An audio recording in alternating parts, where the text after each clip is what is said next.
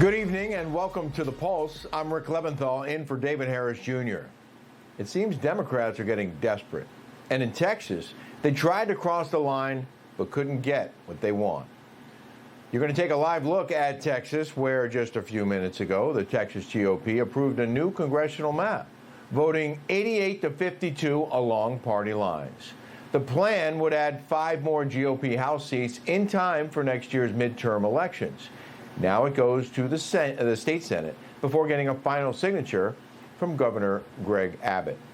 And the vote finally happened because Texas Democrats returned to the state after a 2-week-long standoff. But instead of following the rules, some have turned this whole thing into a spectacle, like Representative Nicole Collier, who slept in the chambers instead of going home with a mandated law enforcement escort. Republicans just want to make sure Democrats are following the rules, but the left is all about bending them, and they've learned from the best, their big boss, Barack Obama. Yesterday, the former president raised more than $1.5 million in a fundraiser supporting Dems' redistricting efforts. And it's all because they can't seem to do it by simply earning the votes. But a new poll is showing why. According to the New York Times, the Democratic Party is hemorrhaging voters. They looked at voter registration data in the 30 states that track it by party and found Democrats lost ground to Republicans in every single one, often by a lot. The party appears to be going under, and so are the very pillars holding it up. And their former leader can't save them because he's too busy sleeping. CBS reportedly sat on footage of a confused and very tired Joe Biden leading up to the 2024 presidential election because, I guess, they didn't want the party looking bad. So why are Democrats still putting all this energy into a fight down in Texas they've already lost? Joining me now, senior advisor for Fix California, Katie Zachariah. Katie, the founder of McLaughlin & Associates and President Trump's pollster, John McLaughlin, I believe is also joining us. The Texas legislature just voted on the redrawing of the state's congressional districts, which was obviously delayed by those runaway Dems who've now returned to Austin to do the work they're supposed to do. We just mentioned that Obama fundraiser where he talked about redistricting last night, and California Governor Gavin Newsom has been loudly floating options for gerrymandering in his own state, which is already completely tilted to Democrats. So, Katie, I'll start with you. How do you think this battle over congressional seats will wind up?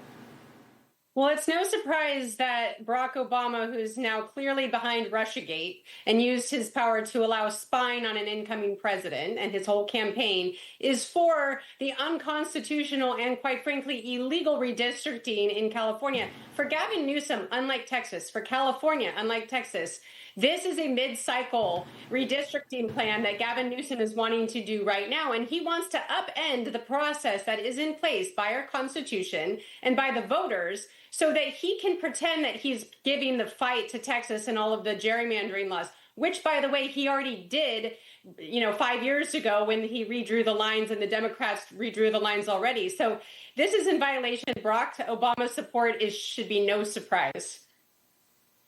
Well, and the lines in California are already obviously very unfair.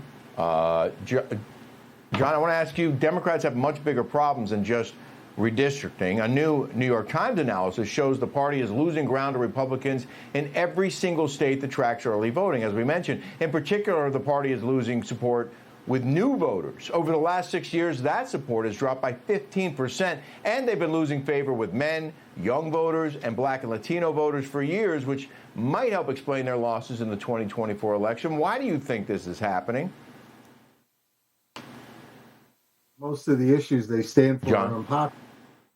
So they're extremely unpopular right now in what they stand for. And last year for President Trump's campaign, we were able to win the national popular vote, not just sweep the battleground states and win the electoral vote, because look at them. They voted this year for the largest tax increase in history by opposing President Trump's tax cuts. They're basically they're criticizing Trump for holding peace talks to end wars. And, in California, I worked for Governor Schwarzenegger when he passed the commission that would do it, independently, and the voters voted for it. But the Democrats have been gerrymandering seats in New York just last year, because in 22, when the Governor Hochul tried to gerrymander Republicans down to 4 seats, a judge threw it out. We won 11 seats. The vote in New York, we won 11 seats. They went and they redid it last year. They rigged the courts so that they get a favorable decision, so that we lose 4 more seats and knock us down to 7. So, in Texas, Indiana, Missouri, these Republican states, they're fighting fire with fire, because at stake is control of the House. And if we lose control of the House, they will impeach Donald Trump again. These are deranged Democrats who are extremely unpopular.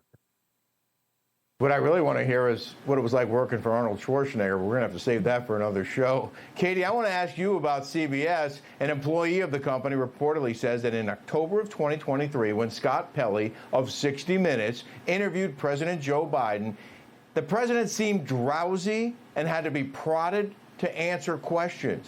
This person, this mole, if you will, says she's worried CBS edited the interview to hide Biden being out of it. You think? Your thoughts on that? Not the first time CBS has edited a video and had to pay a big price for doing so. Look, CBS is tanking because they are not willing to be transparent. And everyone was running around trying to hold Joe Biden up, quite literally. And the legacy media wasn't holding anyone accountable. This is to the point that if we do not hold legacy media, these mainstream media channels, accountable for giving us the truth, then they suffered the consequence. They saw, Kamala Harris had to move in really quickly and take over when Joe Biden got completely, smashed by President Trump in that debate, because he couldn't keep up. He didn't have the cognitive capabilities to keep up. So CBS should have, at that point, with 60 Minutes, shown exactly what the footage was, so the American people could see who they were voting for. But they're responsible for the demise of Joe Biden and the demise of the Democrat Party, because they were not transparent. Well, John, I've been calling out the bias of the media ever since I started this program over a year ago, but really things haven't changed, didn't start changing until President Trump won the White House and took office and started calling them out and making them pay. I'm wondering what you think about what 60 Minutes is now accused of doing in regard to former President Biden. Well, it's not a surprise. I mean, that's why their ratings are tanking, their show's tanking. That's why Newsmax is going up. People are looking for the truth. Not just that they're looking for some sort of bias, they're looking for the truth. In fact, in our July national survey that was in our Newsmax blog, if you were in the 36% that watched CNN and MSNBC, your opinion of Donald Trump was basically 41 favorable, 56 unfavorable. If you're in the 37%, watch Newsmax, Fox News, Conservative Talk Radio, you like Donald Trump, you approve 74-22. It's like we live in 2 parallel universes where the voters aren't getting the facts unless they chop around and look to see your show, because they're so deranged. The media is like, and they're saying things that aren't true, like Russiagate. They're giving themselves Pulitzer Prizes for things that are a phony dossier that Hillary Clinton had. It's just beyond. It's unbelievable. It's beyond. Well, we can only hope. We're seeing the end of that era, and a new era is being welcomed, where journalism goes back to being what it's supposed to be. John McLaughlin and Katie Zachariah, thank you both for being on the show. Thank you. Coming up, a Biden-appointed Fed official under criminal investigation for mortgage fraud. And now President Trump is demanding she resign. The Democratic Party's unraveling in real time is happening, and it's looking more like a slow-motion train wreck every single day. The latest chaos coming up next.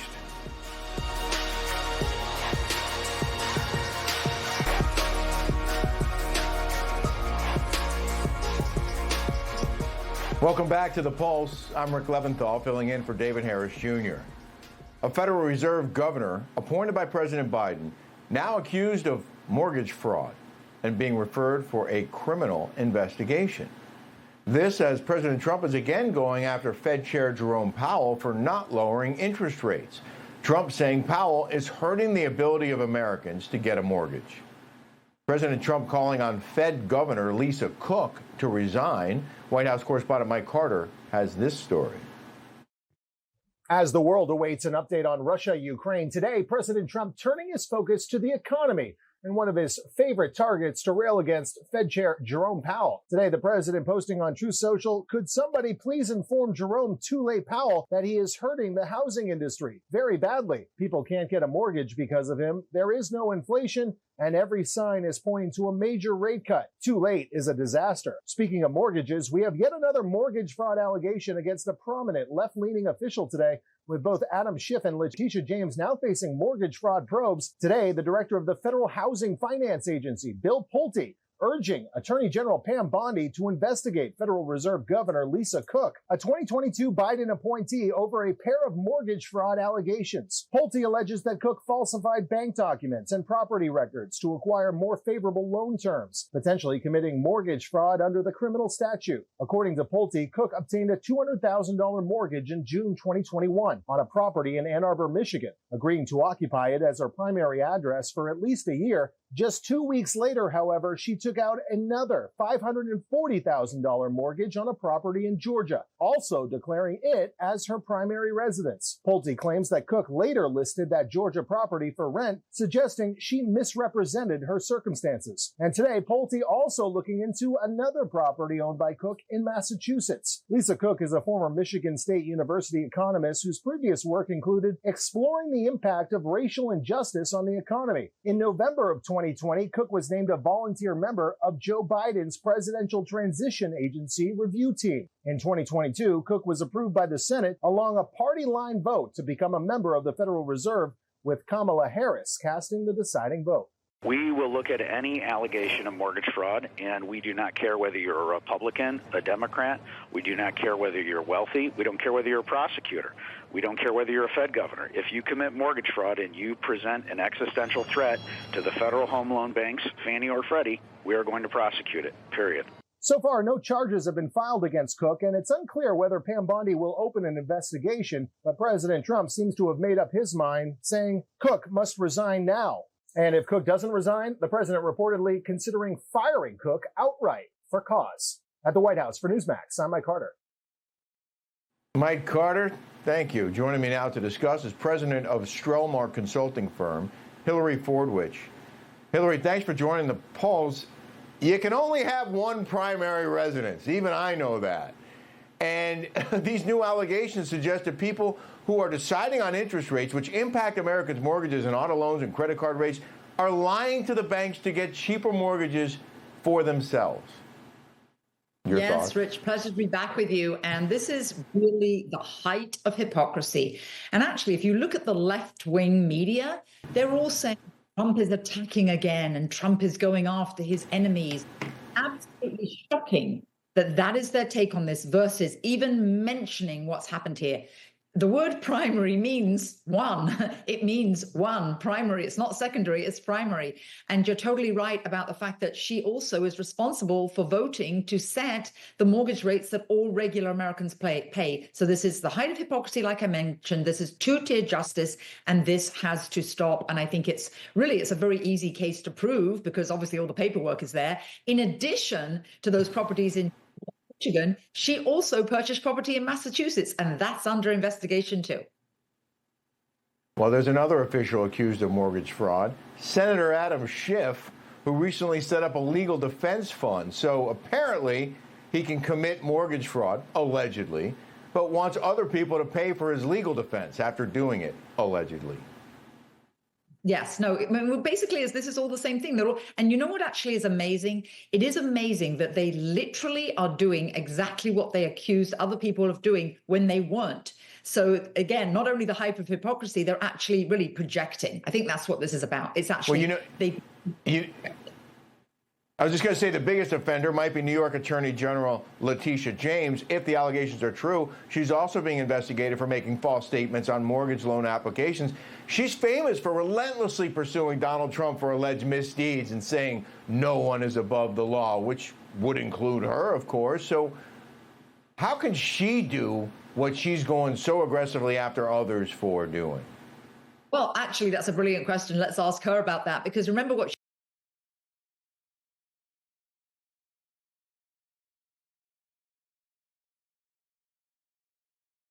And I really want to hear what you had to say. There you are, Hillary. I think, go ahead. Go ahead. I was going to say, I think.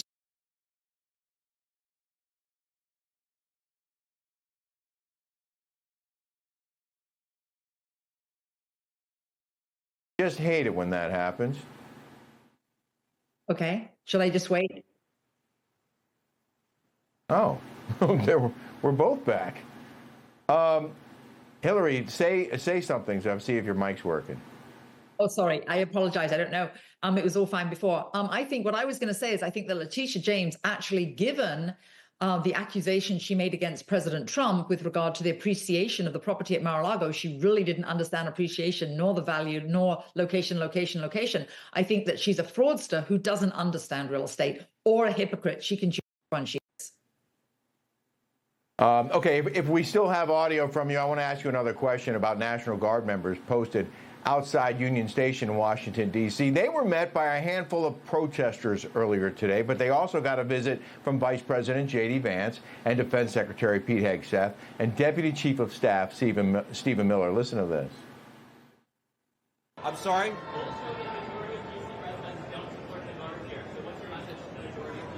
I'm highly skeptical that a majority of D.C. residents don't want their city to have better public safety and more reasonable safety standards within Washington, D.C. I don't know what poll you're talking about. Maybe the same polls that said Kamala Harris would win the popular vote by 10 points. Okay, we're going to stop there. We're going to grab a quick bite with some of the soldiers here and the National Guardsmen who are keeping this city safe again. I just want to say we're grateful to these guys. You guys are making D.C. safe again. We're proud of you, and we're grateful to you. Thank you. You can actually hear protesters in the background, which to me is so strange, considering AG Pam Bondi announced today there have been more than 550 arrests in D.C. since Trump's crime crackdown. So something's working, and I just don't know why in the world anyone would protest safer streets. Actually, it's very interesting. I know quite a bit. I work in D.C. I'm in the NEWSMAX studios often, was just there last night for the Right Squad. So I'm there on business. I have relatives that live there, I have friends that live there. I do a lot of business there. I'm there a lot. And I can tell you these facts. Those protesters, I've seen them and I've seen photographs of them, and they're probably 90s white older people. Well, sorry, but the statistic of people living in DC is 53% Black or Hispanic. So first of all, it doesn't represent the demographic. So obviously that's probably people that have been bussed in or shipped in from somewhere else. Also, raise anyone in DC who would say, I don't want my children to be safe. I don't want my family to be safe. I'd rather be accosted or mugged or my car stolen. I can't imagine any tax-paying American or anybody who doesn't pay taxes who would want to be unsafe. And I actually know restaurant owners firsthand, and I can tell you they are delighted with the amount of people who are coming back to restaurants because they now feel safe in our capital. And last but not least, one of the brilliant things President Trump shared was that his father gave him the advice that if you're going into a restaurant and the front door is filthy, don't go any farther, don't go in because the kitchen will be even dirtier.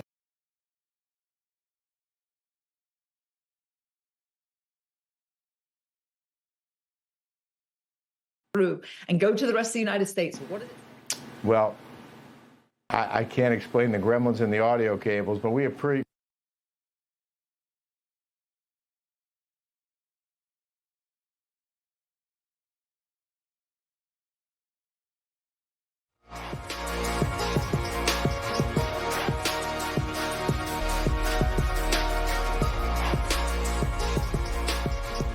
Welcome back to The Pulse. I'm Rick Leventhal, in for David Harris Jr. More good news on the company front.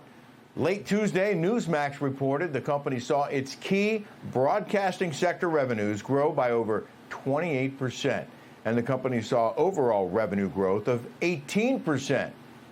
These are some pretty big numbers, indicating the company is still on a high growth trajectory. Earlier this year, as you probably know, NEWSMAX went public on the New York Stock Exchange. Of course, we are glad that we're living up to shareholder expectations, and you can get the full second quarter earnings report at newsmaxinvest.com. You can read all the information and SEC filings there, so check it out. And President Trump is working hard to bring peace between Russia and Ukraine. David Harris Jr. hosted Greg Culley Reports last night and spoke to retired U.S. Air Force Brigadier General Blaine Hope about Trump's progress. Here now is retired Brigadier Air Force General and former U.S. Deputy Military Rep to NATO, Blaine Holt, and Russia Program Fellow for the Foundation for Defense of Democracies, Ivana Stradner. Blaine, I'm going to start with you. What are your thoughts on where things stand right now between Russia and Ukraine? You know, we're on a good tack, finally. You've got the European Union filled with leaders that said for 3 years, we're not even going to meet with Putin. Okay, a little hard to negotiate an end to a war if you won't meet with your adversary to even discuss it. Same thing with Ukraine. Ukraine even embedded into its constitution. We will not talk with Putin. Okay, well, again, you give yourself an encumbrance. President Trump, who's been widely criticized for wanting to get players to the table, casting aside potential political capital, worries about how he might be perceived in the press. He knew how that would go anyway. He drove this right to where it needed to be. All of the back channel conversations, so much diplomacy. This isn't something that just popped up. This is something that's been in the works for some time. And I even think by allowing the European leaders in the White House to be there, he was extending them grace because he knows full well when this war ends, they're all going to be facing their own populations who want answers to questions as to why they emptied out all this resource, all this weaponry, all this readiness. And what do we have to show for it? 1.3 million deaths, and we've got a loss of terrain. So we're on the way to the right place, and President Trump deserves credit. Yes, it sure does seem that way. Ivana, here's what White House Press Secretary Caroline Leavitt had to say about potential U.S. air support for Ukraine. Watch. Is the president considering U.S. boots in the air as a form of a security guarantee? Look, that was something the president mentioned on his interview this morning. It is an option and a possibility. I won't certainly rule out anything as far as military options that the president has at his disposal. I'll let him do that. I can tell you he's definitively ruled out boots on the ground. Ivana, what are your thoughts on all of this? I firmly believe that supporting Ukraine is definitely in our interest because we need to stop this war. And President Trump also talking about security guarantees is a step in the right direction. My concern is that Putin might actually use time between we offer security guarantees to accomplish his further objectives. Nevertheless, President Trump has cards against Putin, which is more sanctions and more weapons to Ukraine. And the reason why I'm saying this, the most important security guarantee in Ukraine is actually strong Ukrainian army, because my concern is Putin will not be stopped until we stop him, and President Trump is on the right direction to do that. That's great to hear that you believe he's on the right direction. I do as well. It doesn't seem like most of the rest of the legacy fake news does, but we'll see. Blaine, I really don't think President Trump is getting enough credit for this success. Listen to the world leaders yesterday. Watch. I think if we play this well, we could end this. The path is open. You opened it last Friday. I think it is an important day, a new phase, after 3 years and a half that we didn't see any kind of sign from the Russian side that there was a willing for dialogue. So something is changing, something has changed, thanks to you. I think in the past 2 weeks, we've probably had more progress in ending this war than we have in the past 3.5 years. Wow, Blaine, I'm almost out of time, but about 10 seconds for you. How different are we now with this new administration? It's a sea change, and it's wonderful to see. Europe's got to repair itself, and we all have to get in to repair Ukraine. But these leaders who, for the last 3 years, with Annalena Baerbock, with Kaja Kallas, with their others who have said, whatever it takes, we have to beat and defeat Russia. It's like, knock it off. This is the biggest amount of deaths since World War II, and you're destroying yourselves. There's got to be a different way. President Trump is showing what that can look like, and they need to continue to follow his leadership. And the neocons here at home need to bite their tongues. Yeah, they absolutely do. Ivana, I'm about out of time, but I want to give last thoughts to you. Final about 15 seconds for you. American center of gravity is our alliances. And yesterday, what I saw was truly a wonderful meeting that really shows that that alliance is important. And there is no security in the world without U.S. leadership. So I'm very glad that things are moving in the right direction. So good. Blaine Holt, Ivana Stradner, thank you so much for joining us this evening. Katie McFarland is Trump's former deputy national security advisor. She knows a lot about this stuff. Joins us now. KT, good to see you. How do things look in your mind? Obviously, yesterday was a very big day. How do you see it? Oh, I think he gets the deal. I think President Trump gets the deal, but I do think it's going to be tough. And there'll be a lot of pivots, there'll be a lot of bobbing, there'll be a lot of weaving, as he says, and he'll have to adjust his position along the way to take advantage of what's happening. But I think he understands a couple of key things. One, Putin's probably ready for a deal. He also understands that the Ukraine is ready for a deal. They're ready to make concessions. But the genius of President Trump, I think, is that he's doing this by threading the needle. You know, he wants to have an improved relationship with Russia. Why? Because he doesn't want Russia to be in the loving arms of China. He doesn't want to have to face China and Russia together as adversaries to the United States. But at the same time, he wants to guarantee Ukraine. Look, he could have a better relationship with Russia by abandoning Ukraine. He could end the Ukraine war by absolutely crushing the Russian economy. Yeah. But he wants to get both things done. He wants to have good relations with both of them. And that's the difficulty. I think he'll get there, but I think we're not there yet. I mean, the confirmation that there's no boots on the ground for the United States was a big thing for his supporters, that he wants to kind of coordinate these security guarantees. Because these security guarantees it kind of felt like, is Ukraine now in NATO? Like, I mean, we have to have security guarantees. It's like, how are you gonna make this work without just abandoning, the people that elected you and what they want? They want this war to end. They don't want us to pay for it. They want us out of this situation. But it seems like he's threading that needle pretty well.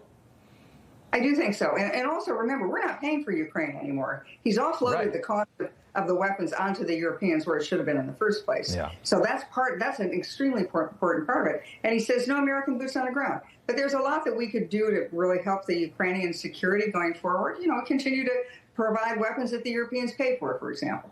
Or if the Europeans do want to put boots on the ground, well, that's up to them. We're not putting anybody's boots on the ground. But at the end of the day, if this isn't settled soon, as you said, it just goes on forever. And Ukraine loses.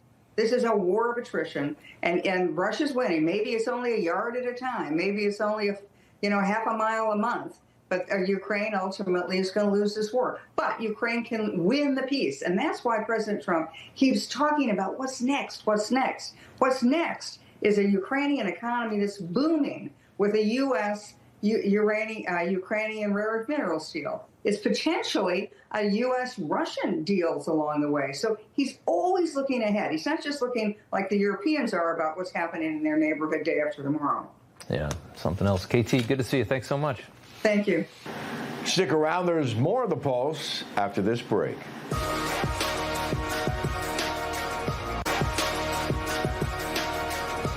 Welcome back to The Pulse. I'm Rick Leventhal, filling in for David Harris Jr. NEWSMAX spoke with U.S. Attorney Jeanine Pirro about violent crime in Washington, D.C., and how juveniles are driving the crime rate there. Here's what she had to say. Go back to former district attorney in Westchester County in New York, former judge in Westchester County, New York, former colleague of mine at the Fox News Channel, and now the United States Attorney for the District of Columbia, Jeanine Pirro. Jeanine, boy, it's great to see you.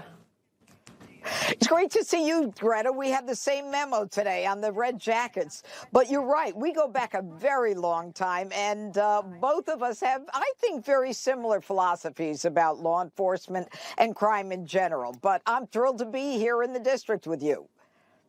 I'm thrilled to have you there. And when I said that I wouldn't mess with you, I was serious. Frankly, I mean, I don't know if the viewers know, you're a whole lot of fun. You're a whole lot of fun.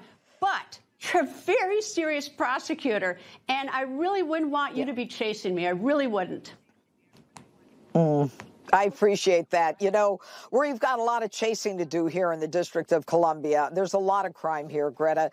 And, when the president decided that he wanted to make D.C. safe and beautiful, the agenda was one that was very clear for me. It's going back to my roots as a prosecutor, as a judge, as someone who fights for the victim. And I think that people in D.C. for too long have been victimized by violent crime. They had the fourth highest murder rate in the country last year. I mean, think about that. If D.C. was a state, it would be the most, it would have the highest homicides in the country. And, you know, the fact that our homicide rate is like many times that of places like Islamabad and Havana, Cuba, and all that is an indication of how dangerous it is here. And I have to tell you, Greta, looking at all of this, I think the D.C. Council has passed laws that are absurd. And for those people who are not from the district, it's like the local state law enforcement and the local law enforcement or representatives of the state legislature.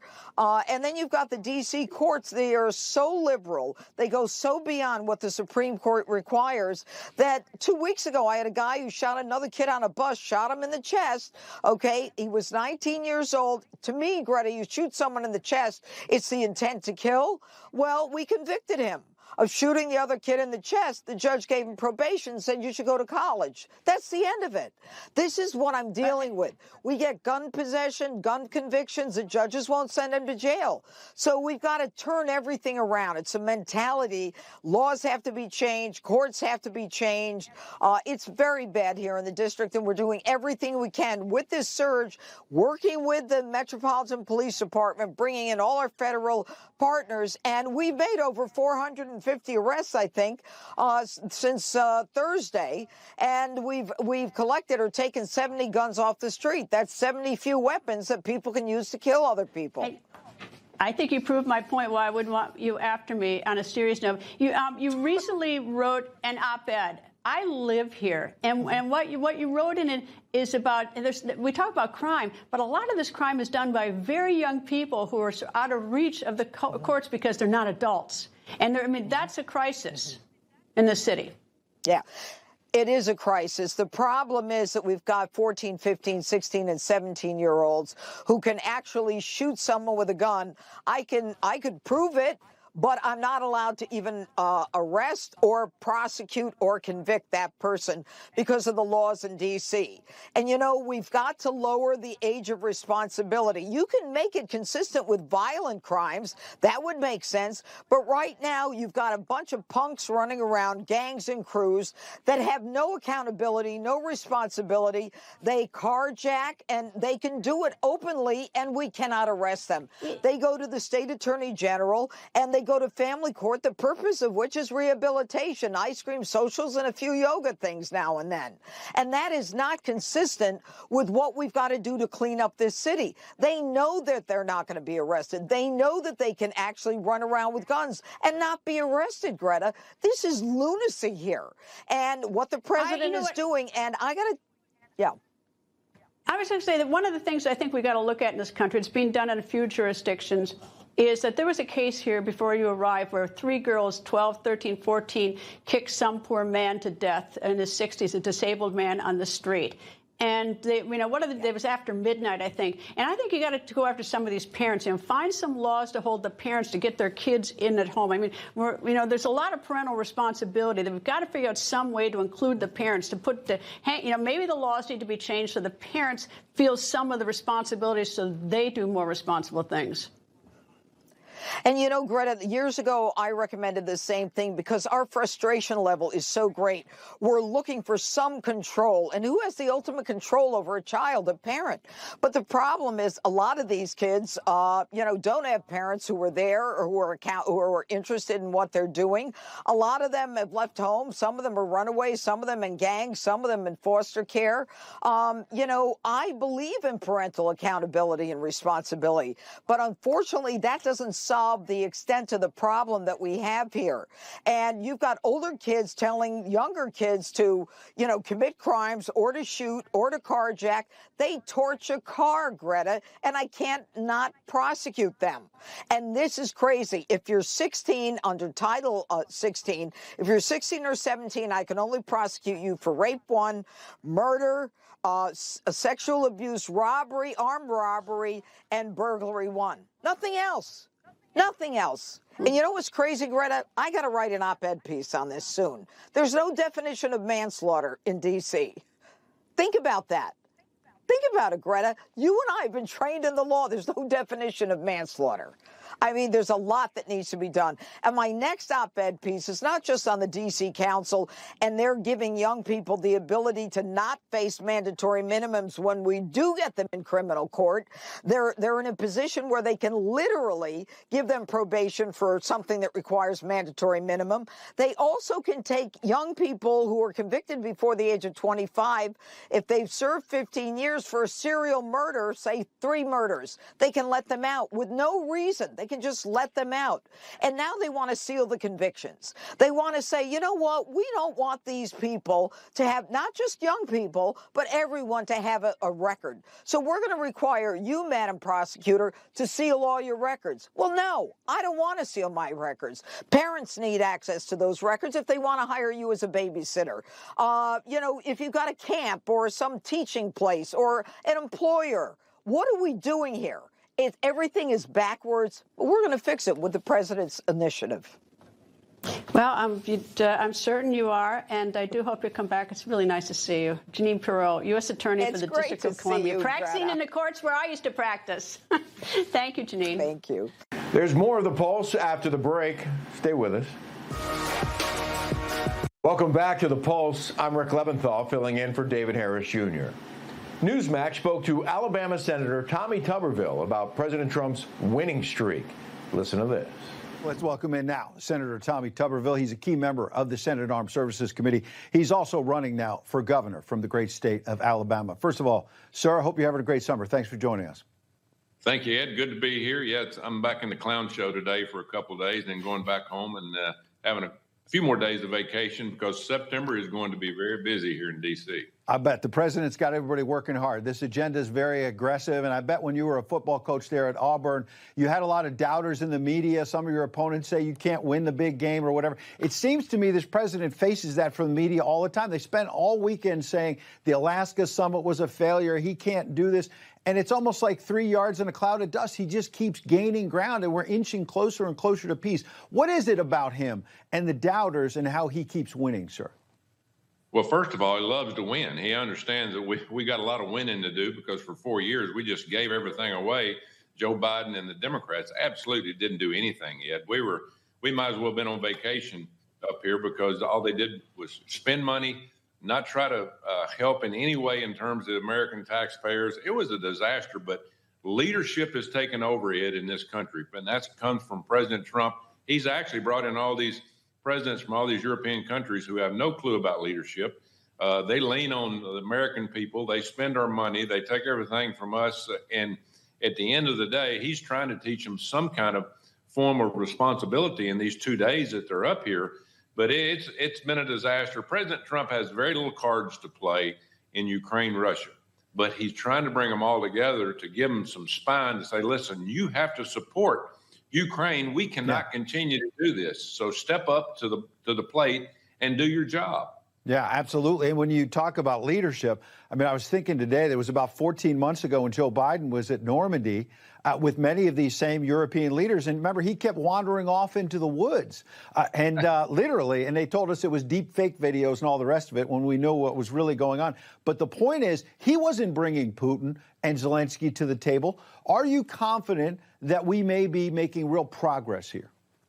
Yeah, well, that's the only direction we have to go. I mean, we're so far behind in this thing. This should have been over with, Ed, back, 2 months after the war started. In Istanbul, Turkey, they had an agreement, and Joe Biden sent Boris Johnson from England saying, stop this, tell Zelensky, do not sign anything. We'll support his war. We'll back him. The American people have the money, and we've gotten, because of that one break off of that meeting, nothing's been done. Nobody's talked. There's been no reconciliation with Putin. We have to get involved in this, but we do not need to put troops in a situation where we can start another Vietnam or another Iraq. That doesn't need to happen. That doesn't need to happen. But I am all for this security measure President Trump is pushing. Yeah, so on that point, I wanted to get there, and I'm glad you went there, which is President, as you note, the America First agenda ran against forever wars. He's now talking about, quote unquote, security guarantees. Given your perch on the Armed Services Committee, do you think he can thread that needle where he can give Ukraine security guarantees in case Russia breaks their word down the road without committing U.S. boots on the ground? Maybe it's Air Force cover, it's some kind of special forces in the region. Can he thread that needle, this president?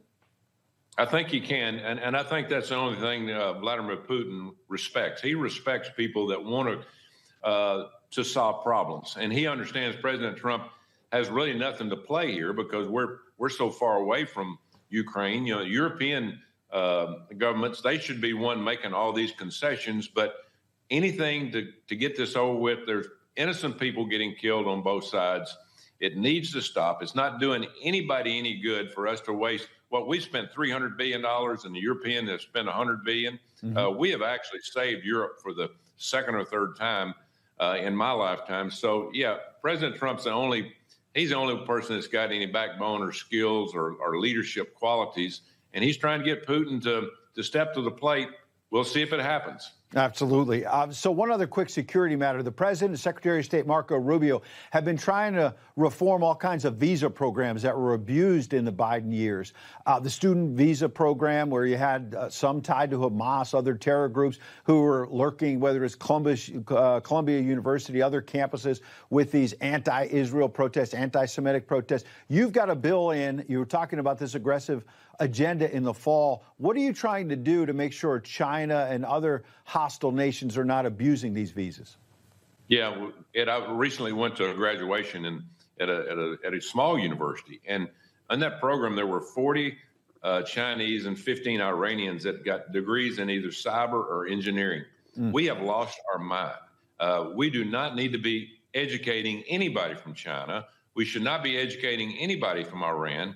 We have taken in more people from Afghanistan, Iraq, Syria, a lot of African countries. Joe Biden just opened the gates. We're not just talking about people walking across the border. We're talking about flying people in from these countries and giving them either citizenship or visas, and we don't even know why they're here. It's been a disaster. So, again, President Trump's up to his ears in problems, but I'll tell you, you got to give it to him, and you know him as well as I do. He works night and day. Yeah. He's a deal maker. He's a peacemaker, and he's got good people around him. Now, he's going to solve these problems, but my gosh, this election.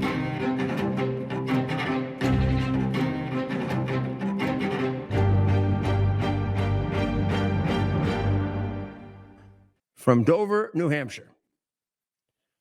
Well, you know, for now, I think well over a year and a half, Ted and I have been presenting to you as many of the alien criminal stories as we can find in order to dispel the very, very dangerous